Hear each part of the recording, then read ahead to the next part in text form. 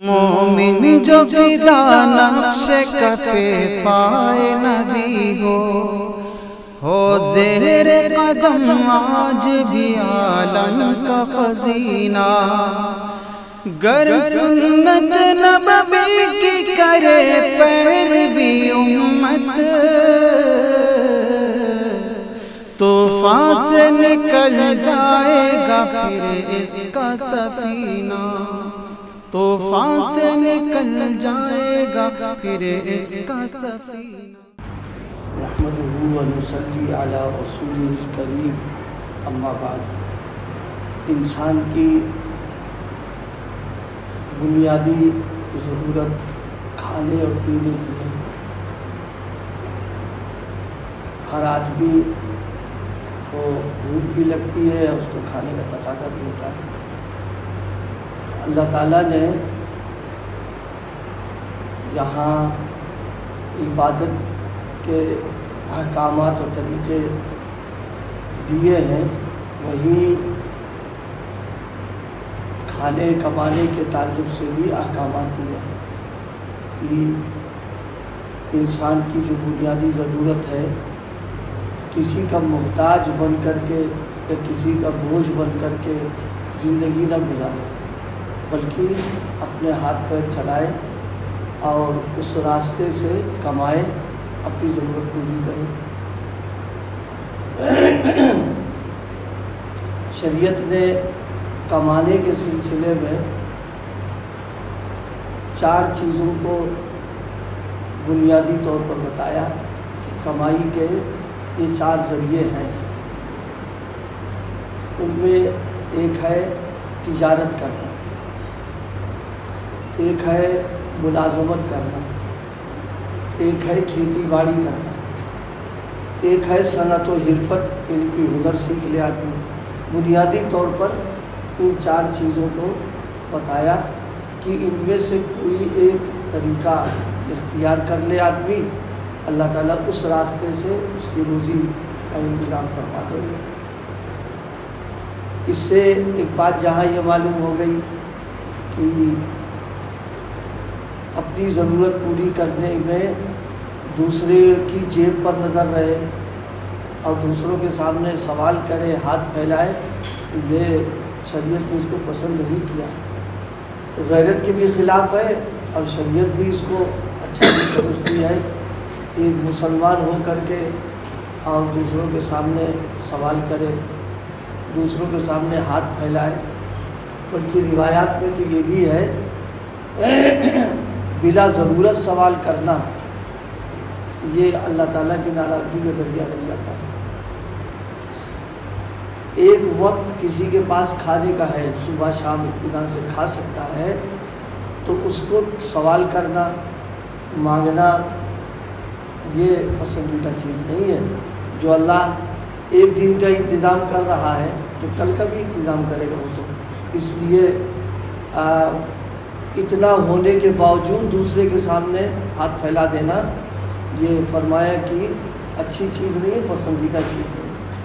پھر یہ کہ اگر کوئی آدمی اس لیے سوال کرتا ہے تاکہ پیسہ جمع کر لیں، ہم بھی مالدار ہو جائیں، بڑے لوگوں میں شمار ہو جائے، یہ انتہائی برا ہے۔ قیامت کے دن ایسے حال میں آئے گا یہ شخص کہ یہ گوشت چہرے کا نہیں غائب ہوگا، بالکل وہ ڈھانچہ ہوگا، جو بدنما شکل لے کر کے آئے گا وہ۔ اس کو فرمایا گیا سوال کرنا یہ ذلت کی بات ہے، اور بے ضرورت سوال کرنا یہ اللہ کی ناراضگی کا ذریعہ ہے۔ اسی لیے بتایا کہ کمانے میں آدمی ہاتھ پیر چلائے، کوشش کرے، اسباب اختیار کرنا ہمارا کام ہے، اور اس میں کامیابی مل جانا یہ اللہ کا فضل ہو جاتا ہے۔ آپ صلی اللہ علیہ وسلم کی خدمت میں ایک صاحب آئے اور آنے کے بعد اپنی ضرورت کا اظہار کیا، یا رسول اللہ ضرورت ہے؟ تو آپ نے فرمایا کچھ تمہارے گھر میں ہے؟ تو انہوں نے کہا ہاں۔ تو سامان لائے جو اپنے اوڑھنے کا تھا اور وہ لے آئے، اور آپ نے اس کو نیلام کر دیا، نیلامی لگائی کہ بھئی کون خریدار ہے اس کا. تو ایک صاحب نے 1 درہم، پھر کہا کوئی اور زیادہ کرنے والا، 2 ہو گئے، اس کو دے دیا. اس کے بعد آپ نے کلہاڑی خریدوائی، کلہاڑی خریدو اس سے، اور اپنے ہاتھ سے اس کا بیٹ اور دستہ لگا. ظاہر ہے آپ مبارک ہاتھوں سے لگا ہوا، اس کی برکتوں میں تو کچھ نہیں کیا. تو آپ نے فرما دیا جاؤ اور لکڑی کاٹو بیچو، تمہارا یہ مشغلہ رہے گا اور دکھائی نہ پڑنا تم. یعنی اب یہ کہ کام میں لگو، یہ گھر پڑے ہیں، کچھ کر نہیں رہے، سوال کر رہے، فرمایا یہ سب عمل مت کرو.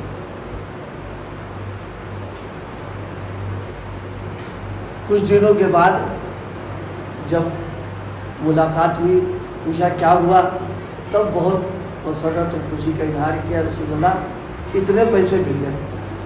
تو آپ نے بڑی حوصلہ افزائی، امت افزائی فرمائی اور فرمایا دیکھو یہ ہے طریقہ ضرورت کے پورا کرنے کا. محنت کی، مشقت برداشت کی، اس کی بنا پہ راستہ کھل گیا. اب سوال کر کے اسی ضرورت کو اگر پورا کیا جاتا تو ظاہر سی بات ہے سوال تو پورا تو ہو جاتا، لیکن سوال کرنے کی جو ذلت پیدا ہو گئی ہے، اب پھر جب آدمی کما سکتا ہے تو سوال کرنا تو بہت، اس کو بالکل اجازت ہی نہیں دی گئی اس کے لیے. ہاتھ پیر چلائے اپنا.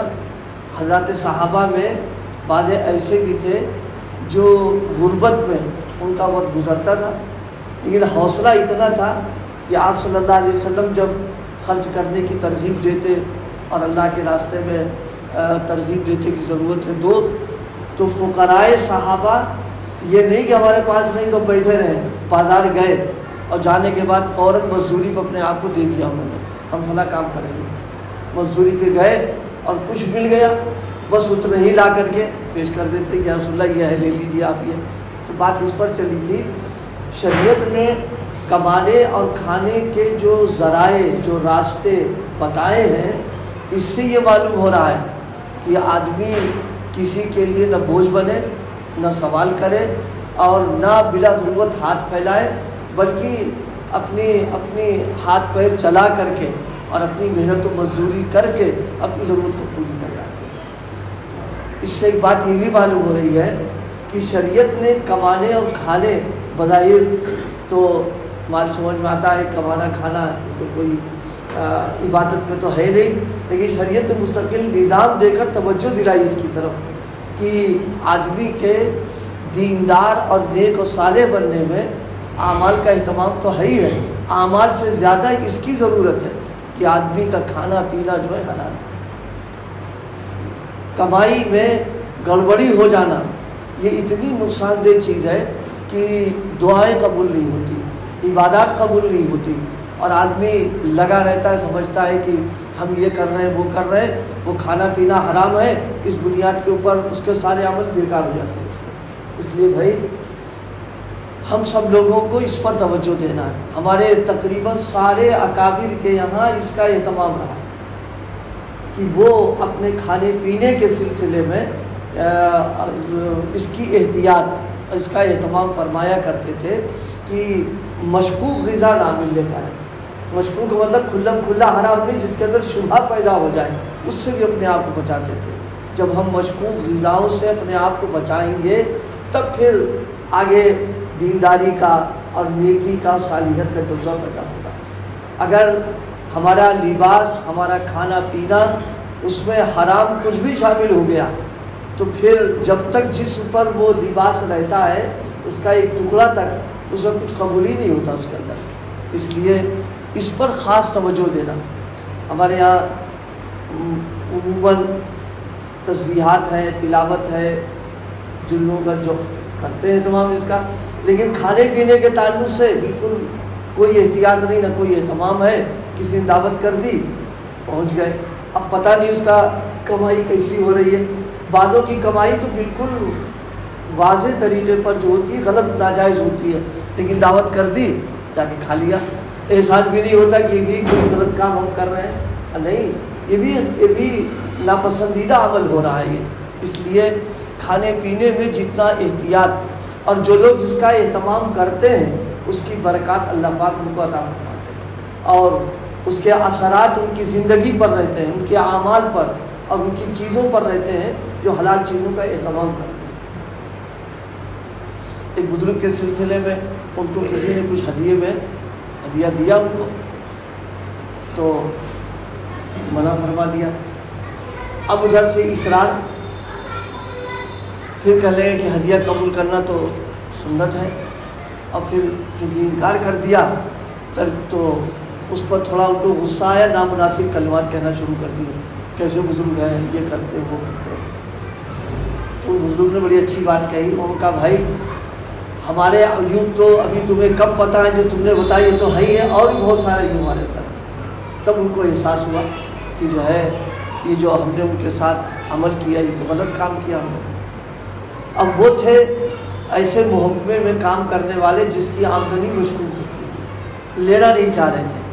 بعد میں خود اس کو احساس ہو گیا کہ ہماری غلطی تھی کہ ہماری کمائی گڑبڑ کی تھی اور حضرت بچنا چاہ رہے تھے اور ہم اصرار کر رہے تھے ان کے اوپر۔ تو اللہ تعالیٰ کی طرف سے بھی بعض اوقات امتحان آزمائش ہوتی اس میں ہے، لیکن یہ کہ کھانے پینے کے سلسلے میں ہمیشہ اللہ پاک ہم سب کو توفیق عطا فرمائے کہ احتیاط برتنا، اور اس کے اندر یہ نہیں کہ صاحب آ رہا ہے وہ آنے دو، نہیں، آدمی اگر احتیاط برتتا ہے تو اللہ دوسرے راستے سے اس کا انتظام فرما دیتے ہیں۔ ہمارے ایک بزرگ ہیں حضرت مولانا احمد علی صاحب مفسر لاہوری رحمۃ اللہ علیہ، اس سے پہلے بھی ان کے واقعات ہم نے سنائے۔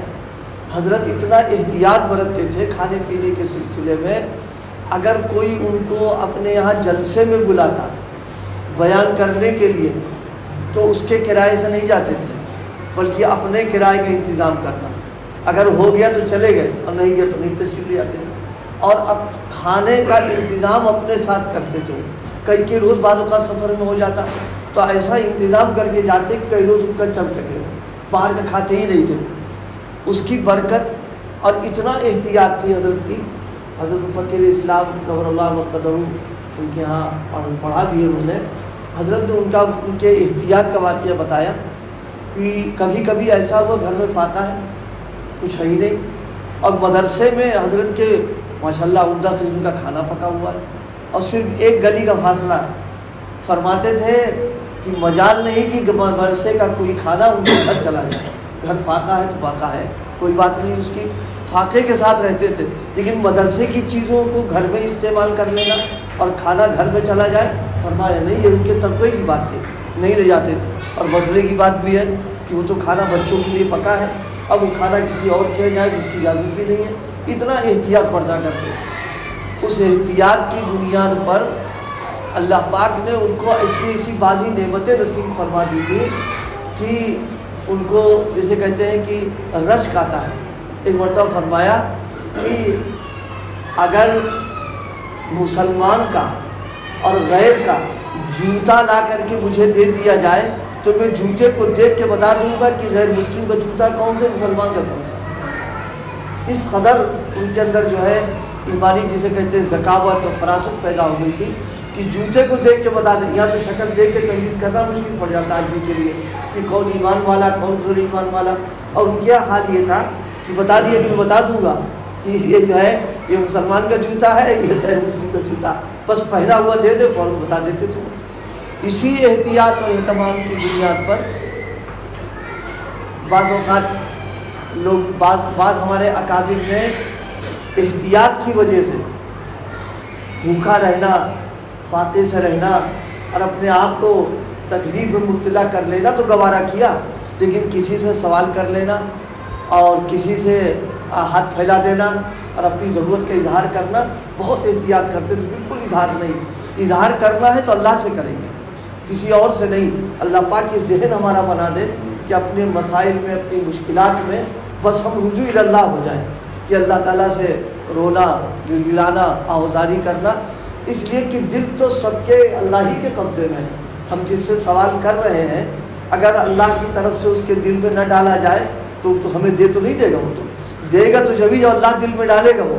اس بنا پر سوال کرنے میں بھی آدمی کو احتیاط کرنا چاہیے کہ بچنا چاہیے جہاں تک ہو سکے۔ انشاءاللہ اللہ پاک اس بچنے کی برکت سے ضرورت اس کی پوری کریں گے، کہیں سے بھی پوری کر دیں، کس راستے سے پوری کریں، اس کے بھیجنے کے انداز تو بالکل الگ رہتے ہیں۔ بعض اکابر کے بارے میں سنا کہ انہوں نے کسی نے کچھ پیش کیا اور ان کو کچھ تھوڑا شبہ ہو گیا، واپس کر دیا انہوں نے، ضرورت تھی اس وقت میں، اللہ پاک نے فوراً دوسرے کو حلال راستے میں پہنچوا دیا۔ مقصد یہی تھا کہ ہمارا بندہ یہ پریشان رہے گا، جب اتنا بچ رہا ہے تو اس کے لیے سبیل پیدا کر دیں گے اللہ تعالیٰ۔ تو اس وقت میں جو بات عرض کی ہے، آج کے دور میں خاص طریقے پر اللہ ہم سب کو توفیق عطا فرمائے، کھانے پینے میں احتیاط اگر ہم برت لے جائیں اور اہتمام کے ساتھ ہم کھانے پینے میں احتیاط کرتے تو بس ہم تو سمجھتے ہیں بزرگی، اس کی بزرگی میں تو شبہ کرنا ہی نہیں چاہیے جو کھانے پینے میں احتیاط برت رہا ہو۔ اس لیے کہ آج کمائی اور یافت جو ہو رہی ہے اس کو کھنگالا جائے تو بہت کم لوگ ہوں گے جو معیار پر اتر پائیں گے، مطلب بہت سارے لوگ ایسے ہیں کہ دیکھنے میں دیندار ہیں لیکن ان کی ذرائع آمدنی جو ہے سب گڑبڑ میں جا رہی ہے۔ تو اس لیے بھائی اللہ پاک مجھے بھی اور آپ کو بھی اس سلسلے میں اہتمام کی توفیق عطا فرمائے کہ حرام سے اپنے آپ کو بچا لیں۔ اگر حرام سے بچائیں گے تو انشاءاللہ اللہ حلال کے دروازوں کو کھول دے گا، بند کر دے گا۔ ابھی شاید میں نے سنایا ہوگا، ایک تعلق والے ہیں،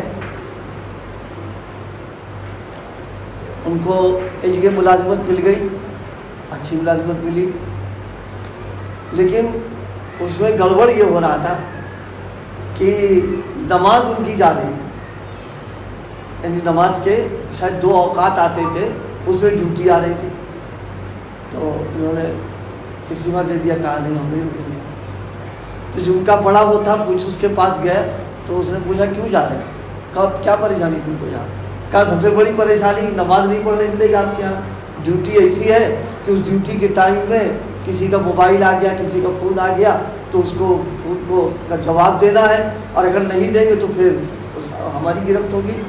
تو اس نے باقاعدہ لکھ کے دے دیا، اس نے باقاعدہ زبانی کہا کہ نہیں تمہارے لیے استثناء رہے گا، نماز کا وقت آئے آپ نماز پڑھنے جائیے، نماز پڑھ کر کے آئیے پھر آپ کام کیجیے۔ یہ اللہ پاک نے شکل پیدا کر دی، لیکن وہ جب ہی ہوئی جب انہوں نے فکر کی اس کی۔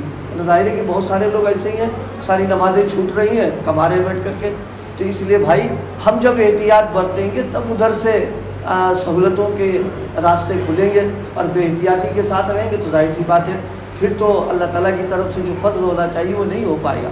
اللہ پاک ہم سب کو اس کے اہتمام کی توفیق عطا فرمائے۔